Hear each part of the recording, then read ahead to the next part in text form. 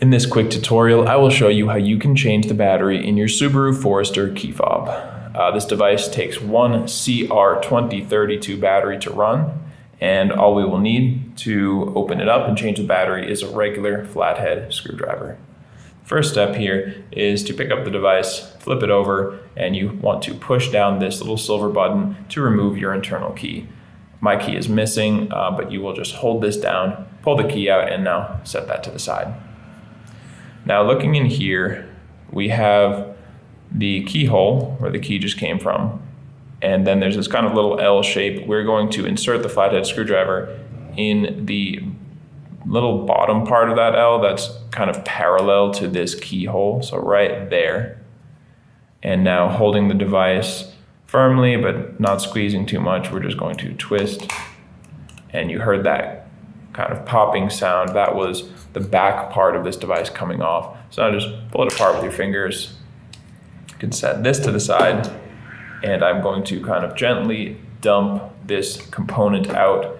This is our circuit board and our battery, so I'm going to always hold it from the sides. I don't want to touch this too much. You don't want to damage anything. So just holding this from the sides, we're going to take the very same flathead screwdriver and put the corner in between the battery and this piece of plastic here. So hold this firmly and just start to push in there. Apply some constant pressure and just maybe even wiggling and prying a little bit. And once you slide under the battery, it will pop right out. Here we are, CR2032. Take a nice brand new battery and make sure this positive side, the one that has the text on it that we're looking at right now, that goes face up.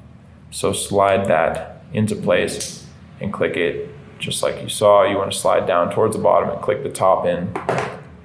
From here, you can see on this back piece of plastic, there's a little image of a battery right there. I'm going to put the battery right on top of that so that the circuit board is facing up. And be careful with this. If you just turn this over, you might lose your buttons.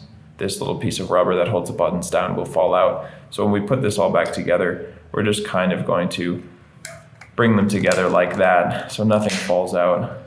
And you just squeeze it back together. You can click and check that the light does come on, and that means you did everything right and you are now good to go. I hope that video helped you out, and if it did, feel free to let us know in the comment section, or you can let me know by just giving this video a like. And if you ever need help changing another battery in one of your key fobs for any maker model, you can check out our tutorials here on YouTube or visit us at fobbattery.com.